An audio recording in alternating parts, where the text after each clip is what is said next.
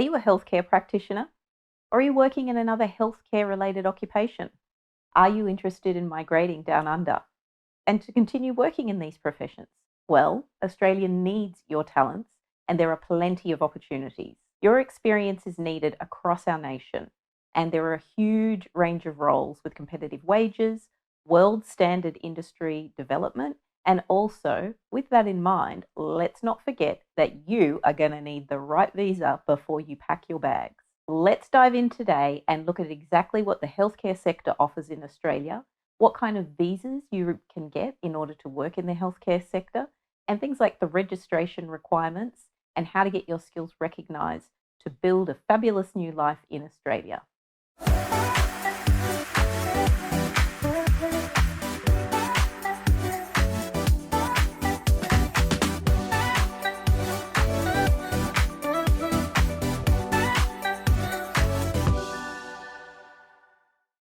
Hey there, and welcome to the 6th episode of Making Australian Migration Easy. I am Rhea Fawole, the CEO and founder of Solvi Migration, and a former Australian immigration official. In this episode, I want to focus on migration pathways for people to come and work in the healthcare sector in Australia. So you have contributed your talents throughout the world during COVID-19, and now the borders in Australia are open. And as in most countries, including parts of Australia, the virus is now in an endemic. That means it's time for you to regroup and start reflecting on your lifestyle and living conditions and thinking about your future career and the lifestyle that you and your family deserve. This episode, I'm going to talk to you about how to migrate to Australia and work in the healthcare industry. The best news is that the jobs right now considered a priority, and therefore you have the fastest visa processes. But hold on, because first of all, you'll need to get your skills recognised. There may be certain registrations depending on the profession, so we're going to have a chat about that today. And of course, as my valued listeners, I'll be rewarding you with a little bit of a thank you bonus towards the end. So sit back, relax, and see what Australia has in store for those who want to come and work in the healthcare profession. In last week's episode, I talked to you about how to get visas to come and work in the construction industry in Australia. And that included what the occupations were, the types of skills assessments and registrations, and the visa options for construction workers. This week, I want to talk to you about pathways to migrate to Australia and work in the healthcare sector, an industry that currently has priority processing. We're going to focus on a bit of an overview of what the healthcare sector is in Australia, the skills assessments, registrations you might require, and visa options. Australia's borders are open, and the Australian healthcare industry needs your skills. Have you thought about making Australia a permanent home? Well, today I'm going to talk to you about how to do just that. We are going to focus on exactly what the healthcare sector has on offer in Australia more broadly, the types of skills assessments and registrations that you're going to require in order to migrate, and of course, the all-important visa options that are available. So topic 1, the first thing I want to discuss is what you should know about the healthcare industry. What kind of roles it covers? Well, some examples might include the allied health professionals as well as health practitioner, medical practitioner roles, complementary and other support roles. The great news is that, as I discussed in episode 4, visas for people entering these industries are being prioritised as the fastest, which is brilliant. However, first of all, you'll need to know if there's any exams, skills recognitions, and registrations required in order to meet the visa requirements. Now, some examples of healthcare occupations that you can have a migration pathway for in Australia include general practitioners, specialist medical practitioners, Chinese medicine practitioners, pharmacists, psychologists, medical research roles, medical administration as well. There are other allied professionals such as physiotherapists, dietitians, occupational therapists, speech pathologists, and other healthcare setting roles of support such as disability and aged care support workers, nursing support workers, and personal care assistants. But there's many more. Australia also has a federal program which is called My Aged Care. It is administered by both federal government funding to aged care, it might be residential facilities, There's also funding that goes through to the state and territory governments. The other services that it may include for people over the age of 65 in Australia, like I mentioned, there's residential housing or more intensive care, but it can also include supports in people's homes so that they can still enjoy the lifestyle in their home, enjoy time with their families, but other things that they might need assistance with, like general bathing, day-to-day personal care and assistance, meals, and other nursing that could be delivered in home rather than an intensive environment. They can also seek funding for that. Now, giving an overview of those types of things to look at, I guess, Medicare and what that covers in general practice, in hospital settings, and other clinical settings, then looking at the National Disability Insurance Scheme, and then looking at aged care, is you understand that healthcare, this is why it's one of the world's best systems, is in Australia. So coming and working here, there's plenty of opportunities and it's growing because the government has such a strong focus on providing excellent healthcare and opportunities for everyone across the board. What that means for you as a professional is that there is a multitude of different things that you would be able to work in and build a career, and also know that the skills that you're going to get working in those industries are going to be at a world standard. Another benefit to think of is when you're bringing your family here, you migrate here, you may want to sponsor parents and other things, other family members down the track. The benefit here is that they're then migrating to somewhere that has that universal health care for them as well. So benefits for everyone to think about. So building a career in this industry allows you to be part of a healthcare system that is delivered at some of the best in the world. You can have a lifestyle where you enjoy barbecues, sunshine, and of course, vitamin D.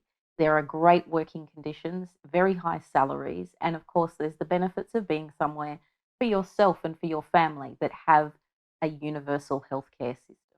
So we're going to talk about topic 2, which is about some of the registrations and skills assessment requirements. I know in previous episodes I've talked a lot about skills assessments. There's one exception for, I guess, what would typically be done for a skills assessment, and that's when it comes to medical practitioners. So for medical practitioners, it's actually their registration process, which is the equivalent of the skills assessment, as opposed to others where they may need to have registrations and skills assessment, or there's some other professions where it's just the skills assessment. This is confusing, I realize, but let's try and break it down a little bit, give you a high-level overview. So for different types of medical doctors, including specialists, there's going to be different requirements. The reason why it's quite different, if we just focus on doctors, it will be not the country that you're from. It's actually, 1, the country where you did your medical training, and 2, the specific institution in that country where you did that training. And then the Australian Medical Board will need to assess whether or not it directly aligns with the Australian standards in order for you to become registered, or there may be other steps that you need to take. This is if you are not training in Australia. If you're training in Australia, then you will have the same registration requirements as any other medical doctor who trains in Australia who's, say, a citizen.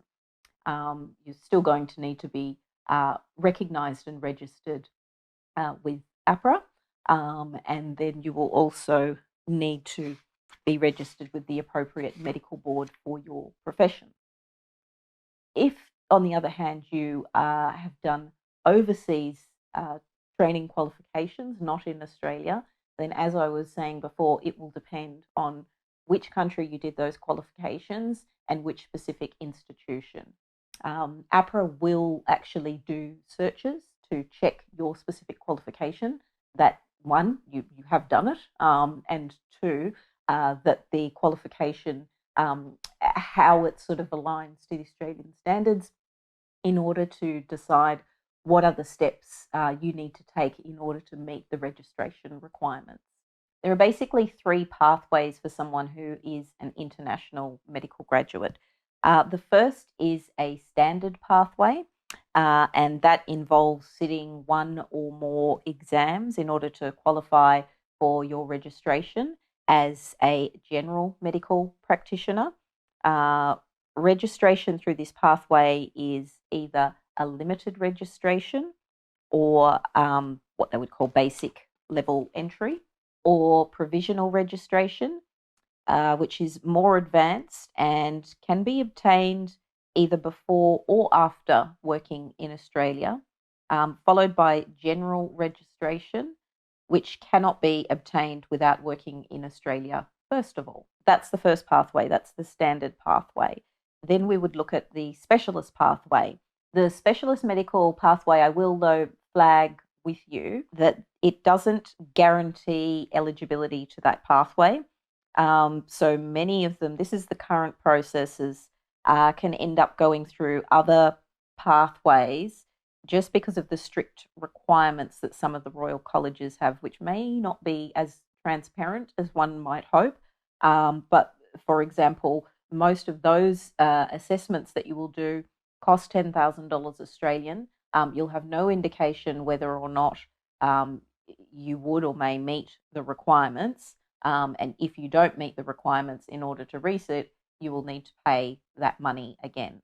I know for the interview process, they may refund $1,800, but the lion's share of that funding will go and you won't have a clear knowledge. So that's just something to be aware of.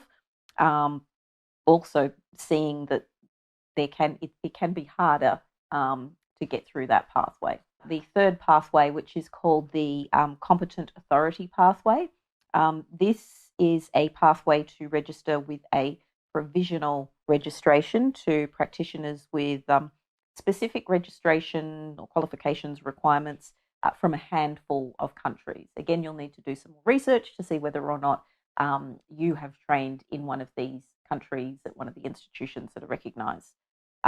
It is worth mentioning that for 95% or more of the international medical graduates, there is no direct pathway from offshore. So to go straight to permanent residency, you would usually need to have someone have a sponsor. Say, for example, a hospital. People will frequently use certain hospitals where you'll be able to do some further supervised training, and then you can look to get your permanent residency from there. So when I was talking about limited registration is valid for 1 year, and then you can renew that limited registration 3 times. A common mistake, though, a lot of doctors will make is that they continue to just use that limited registration and maybe working as a general practitioner or a GP somewhere, and then as they come up to their third or fourth year, they suddenly go, oh no, what am I going to do? Because you can't continue to practice without any form of registration. So we would always advise people that if you come here with a limited registration, do everything that you need to get through the exams and the supervision as quickly as possible so that you are ready to then apply for a permanent migration pathway. Otherwise, you might find yourself stuck in Australia and unable to work because you only had limited registration. If you get comfortable with the salary and the life, it's easy to forget. But I'd just like to give a little bit of a tip not to do that because that can cause a bit of a problem for your migration.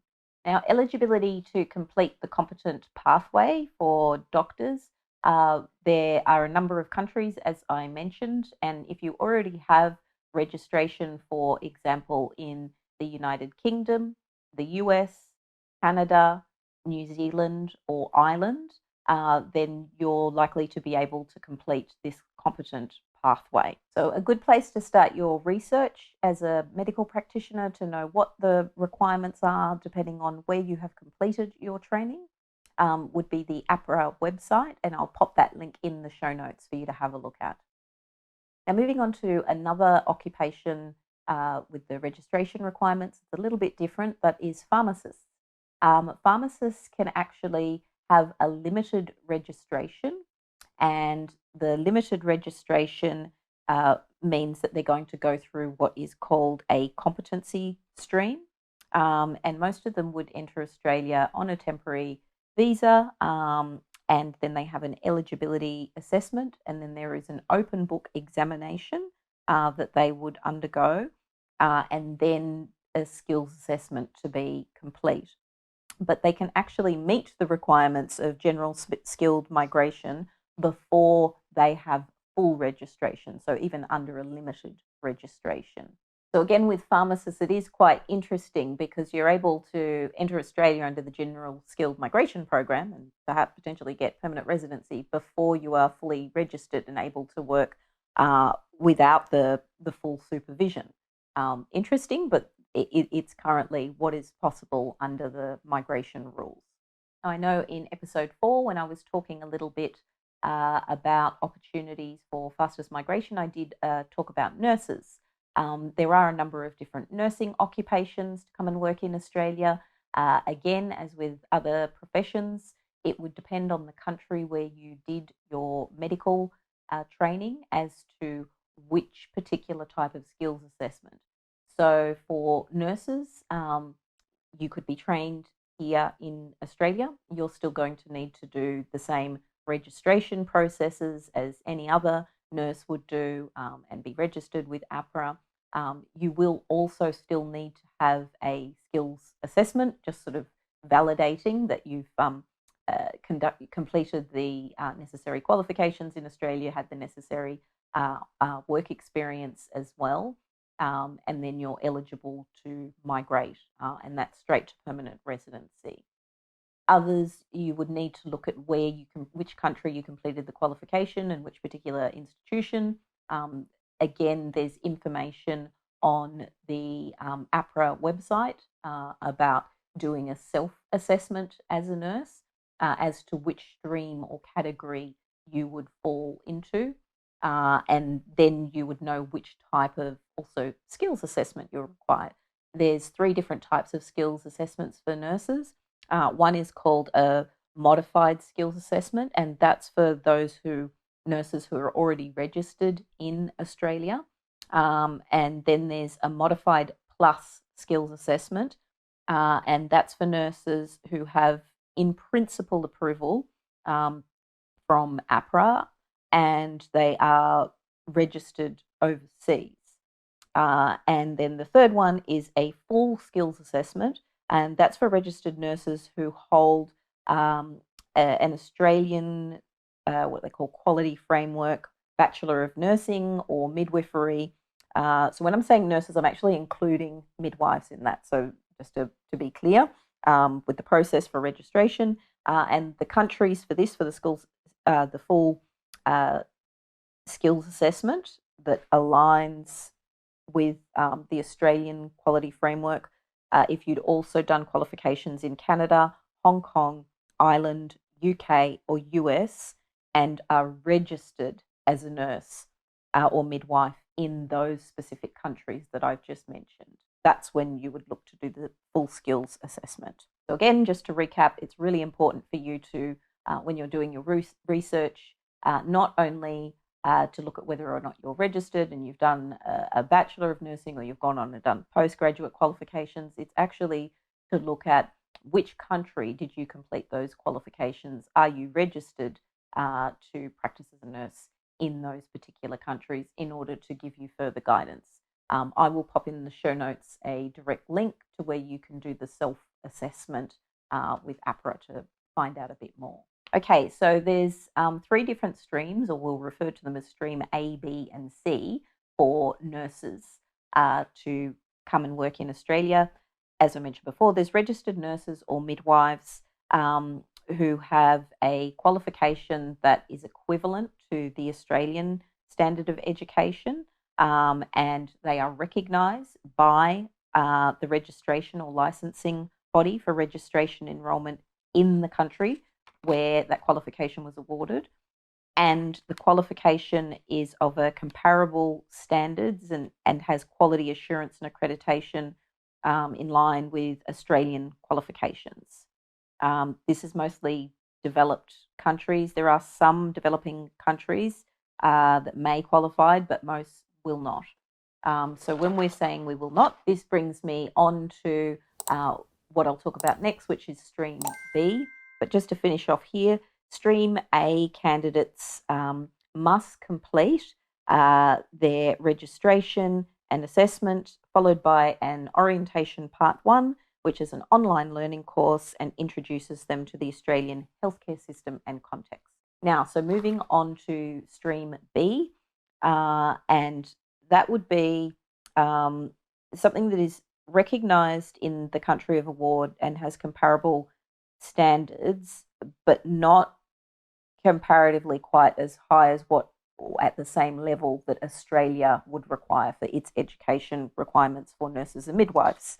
Stream B candidates must also complete their registration assessment, followed by part 1, and they'll also need to provide a portfolio of qualification and documents, followed by an outcomes-based assessment, which is both an exam and a clinical examination as well. Now we're moving on to the last stream for nurses and midwives, which is stream C.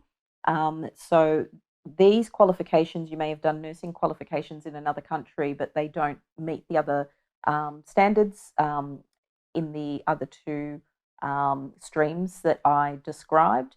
And so you would need to come to Australia and complete a bridging course to upgrade your qualifications in line with Australian standards.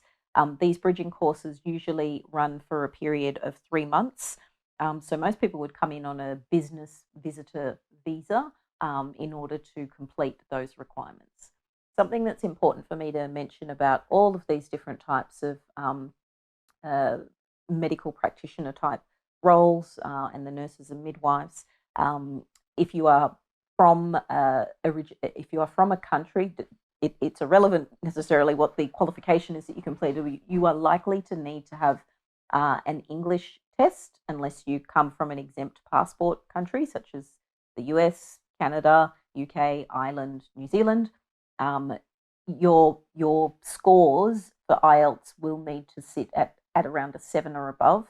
And the reason is because you're dealing with people's lives. So if there's any kind of miscommunication or misunderstanding of instructions or delivering of instructions, people's lives can be in danger. So the English standards are extremely high in these professions as well. So something else to be aware of in terms of the visa requirements as well as your registration requirements. Okay, I've talked a little bit about the registration and skills assessment processes for some of the medical professional type roles.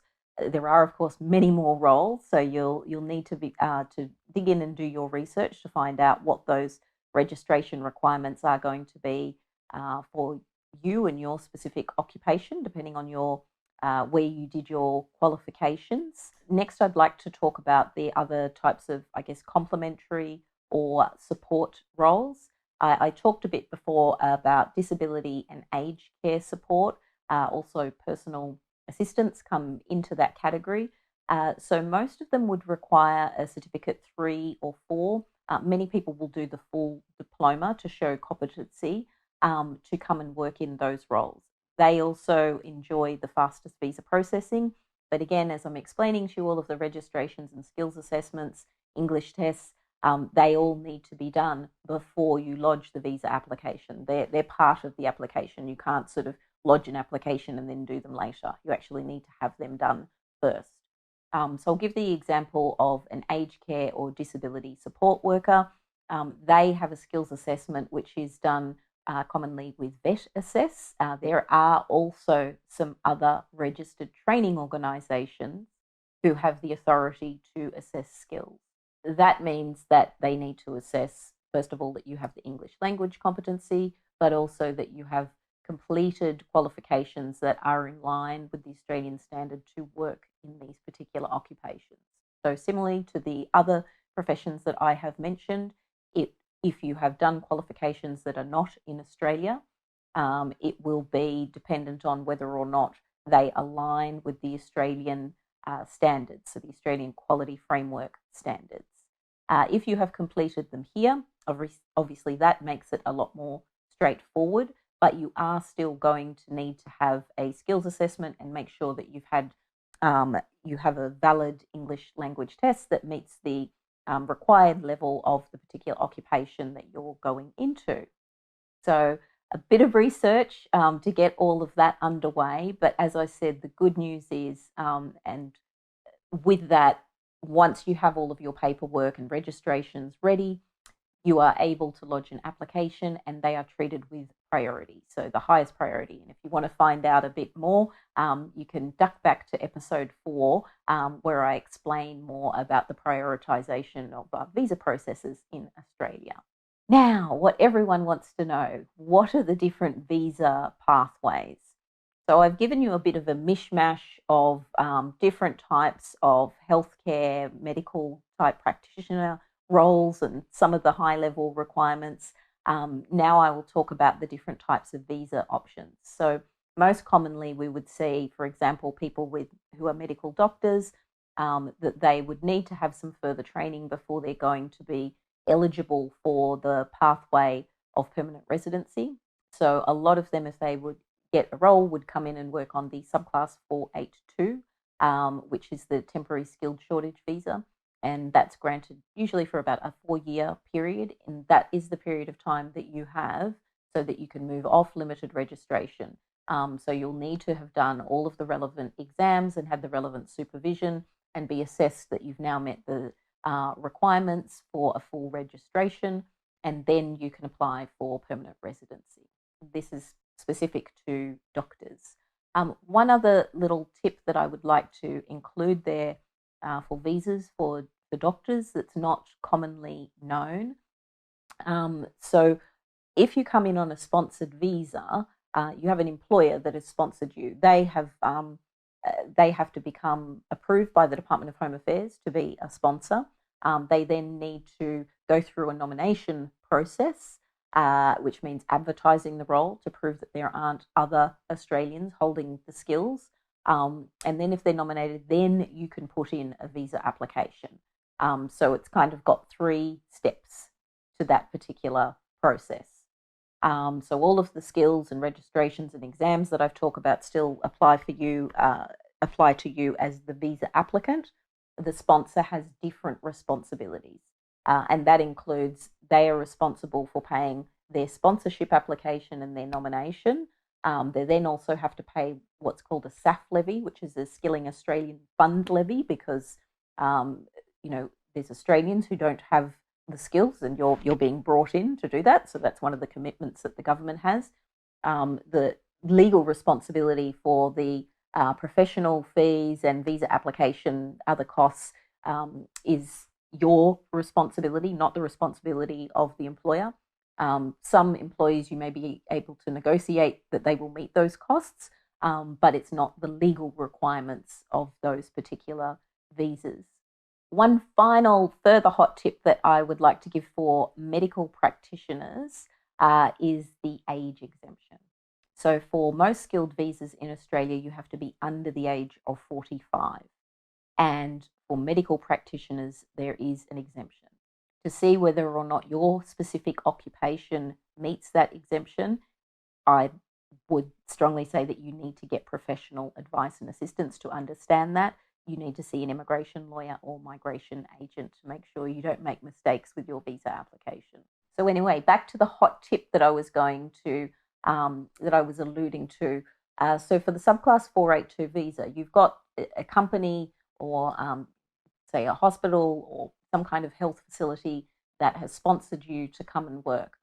Some people may find that there is another place that they would like to move to when they work. If you are sponsored, there is actually a condition, though, that the sponsorship is for a specific organisation, which means you need to, that other organisation would then need to become an approved sponsor, and you'd need to get it cleared by the department that your visa is now the sponsorship responsibilities sit with someone else.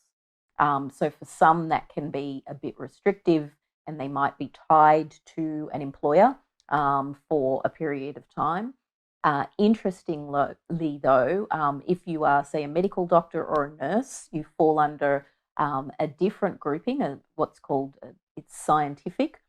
They are actually allowed to move.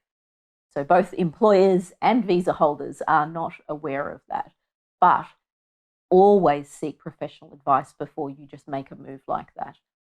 This is where I'll give an absolute strong plug to my industry and professional. You need to see an immigration lawyer or registered migration agent who's qualified in Australia and seek advice before you move if you come in on a sponsored visa, because there could be huge implications for your visa no longer being valid and, kind of ruining your immigration pathway. So don't just make a move based on anything that I've said here. This is general guidance for you to go and do research, but it's not advice for you. Just wanted to make you aware, though. It's not all industries. You'd need to, for example, if you're a support worker and so on, that's not the situation. This is specific to certain healthcare professionals. So again, you'll need to have advice to properly understand that. There's others I've heard of, people such as speech pathologists or dietitians applying for something like that. They are not eligible for that exemption. So they were not able to just move. So you really do need professional advice before you go and make such a drastic decision or move, to make sure that you're making the right one, and not, putting any kind of issues into your immigration pathway in Australia. Okay, so that's the subclass 482, to make you broadly aware of that.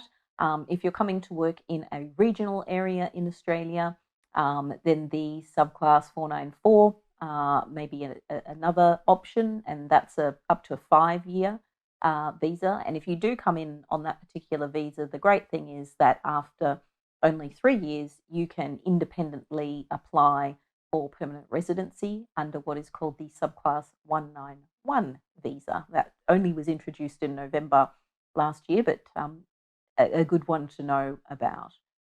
So we've talked about some of those processes of registration and recognition, and a lot of people then like to put in an expression of interest for a state or territory nomination, or potentially a skilled independent nomination by the federal government through the Department of Home Affairs.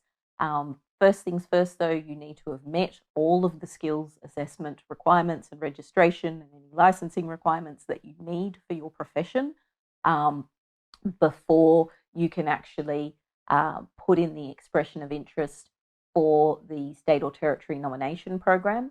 You need to also be aware with that program what if you have the requisite number of points. So at a baseline, it's at a minimum of 65 points, and the points are made up of things like the skill and profession that you have, and the skills assessment, and whether or not you have a partner or you're married and they have skills and they've had a skill assessment as well. That can increase your points. You may have additional language skills. And then some people might do a community language certificate to sort of say, I've got a secondary language, which can give you additional points as well. You will, of course, need to meet the required English level of your particular occupation. And then when that expression of interest goes in, you need to know that your occupation, that particular state or territory, is looking to nominate that profession. And then if you receive a nomination, you're not guaranteed a visa, you then need to do the visa application process after being invited. But that said, there's visas, the subclass 491, which is 5 years. Again, after 3 years, you can apply for that permanent residency subclass 191 visa, which I referred to, that you can also do from the subclass 494. Or you may be invited for the subclass 190, which a lot of people like because it's straight to permanent residency. Again, you would need to be aware of whether or not your occupation is on the list for invitations to be nominated by the state or territory. And then the next skilled independent pathway that I wanted to talk about was the Department of Home Affairs, the subclass 189 skilled independent visa. It has the same requirements that I had mentioned around the state and territory, a minimum of 65 points, but there are more limited occupations that the Department of Home Affairs will provide invitations for visas. All of those professions, as you can see, there is a multitude of opportunities to come and migrate to Australia and work in the healthcare sector. For some of you, you might be saying, but I haven't actually completed this training or done the studies that's required yet. So you may wish to come to Australia and study as an international student. For that, you would need a subclass 500 visa. I'm able to give you some more tips on that. I would recommend that you jump onto our website. That's Solvi Migration, SOLVI migration.com.au, and we have a free checklist that you are able to download to get some more tips on how to come to Australia and study as an international student. If you have finished or you're about to finish studies as an international student in Australia and you now need to get the work experience post-qualification, I would then say that you would go, most people will go on to a subclass 485 graduate visa. That visa is valid usually for about 2 years and allows you further time to work for an employer, any employer, but I would say, stick to your occupation and industry to build the correct experience. And then you will have both a qualification and experience to go through the process of getting your registration and skills assessment, and then be on your pathway to permanent residency in Australia. There are, of course, as I've mentioned in other episodes, for some of these occupations, I think particularly if you look at some of the support roles, you can look to a labour agreement, such as the Designated Area Migration Agreements, otherwise known as the DAMA. They're in different regional parts of Australia generally. There are a couple of states that the whole entire state is what's called a DAMA region. Others can be specific to a council, so that's a certain area within a state, and those particular agreements might have some more concessions around lower English language requirements. They may also have a slightly higher age threshold. So for people who are working in support roles, that's another thing that you might be able to look into. As always, me and my team are happy to provide advice. And as a special thank you for listening in to all of this juicy information about coming and migrating to Australia to work in the healthcare sector, we would love to give a bit more of assistance to plan your migration pathway for coming to Australia with an initial consultation and giving you a $50 discount off that first consultation. And all you need to do is pop onto our website. That's www.solvimigration.com.au and click on book a consultation. And there is an area where you can enter a redeem code. And in that redeem code, you enter 50OFF, that's 50 off, to receive $50 off your paid consultation. Paid consultation is an amazing thing. You've heard about how complicated it can be planning your migration pathway. It's only 30 minutes of your time, but what you will do is provide all of the information about your immigration goals, what your skills and qualifications are, and the team will be able to give you a comprehensive assessment, meet with you, discuss what those options look like, and then give you back in written form. You'll have written advice as to what the pathway is for your specific case and what to do, as well as some quotes for if you want more professional assistance in order to get your registrations through, get your skills assessments through, and to get that visa application with the best chance of success. Today, we provided you with some great information on opportunities to migrate to Australia and work in the healthcare sector. And I gave an overview of the Australian healthcare sector, the types of occupations that there are available to migrate under. Then we talked a bit about the different types of skills assessment requirements, the registrations, and so on. And then, of course, the visa options to work in the healthcare sector in Australia. Thank you so much, everyone, for joining me, and I look forward to seeing you in our next episode. Please do drop in the comments if there's any specific things that you would like to hear about in future episodes, and we'll cover it off for you.